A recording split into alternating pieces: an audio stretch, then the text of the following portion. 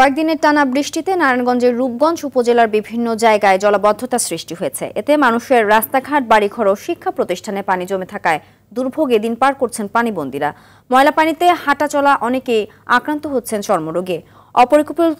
অপরিকল্পিতভাবে সেচ প্রকল্প নির্মাণ, পানি নিষ্কাশনে খাল দখল ও ভরাট হওয়া পানি জমে অবস্থায় সৃষ্টি বলে অভিযোগ করেন স্থানীয়রা।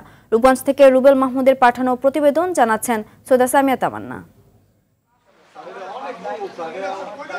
নারায়ণগঞ্জের রূপগঞ্জে গেল কয়েকদিনের টানা বৃষ্টির কারণে পানিতে তলিয়ে আছে। এতে উপজেলার 2টি পৌরসভা ও 4টি ইউনিয়নের তারাবো, ভুলতা, বলাইখা, মাঝিপাড়া সহ অন্তত শতাধিক গ্রামে 30,000 মানুষ পানিবন্দী হয়ে পড়েছেন। এসব জায়গায় বাড়িঘরে হাঁটু থেকে কোমর পানি জমে আছে। রাস্তাঘাট পানিতে তলিয়ে আছে। পানি জমায় শিক্ষা প্রতিষ্ঠানে যেতে পারছে না শিক্ষার্থীরা। পানিতে ভেসে গেছে মাছের ঘের। পানি জমে থাকায় জমির ফসল হলুদ হয়ে গেছে। গত 15 দিন ধরে এখানে পানি জমে আছে। এগুলা কোনো সংস্কারের কোনো উদ্যোগ নেওয়া হয় না। 6 সন্তানে কোনো স্কুলে যাইতে পারে না, বাজারে যাইতে পারে না। আগে ফার্ম চালু ছিল, আগে এত কিলো হয় নাই।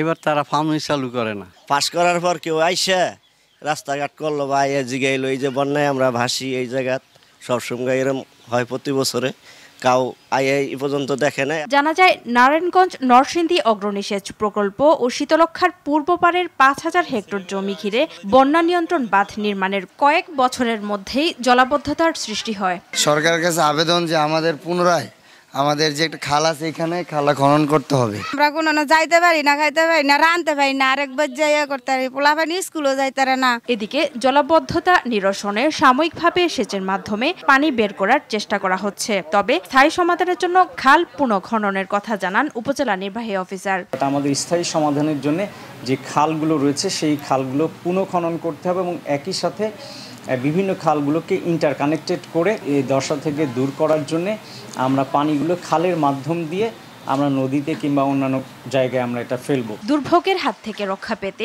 স্থায়ী সমাধান চান ভুক্তভোগীরা।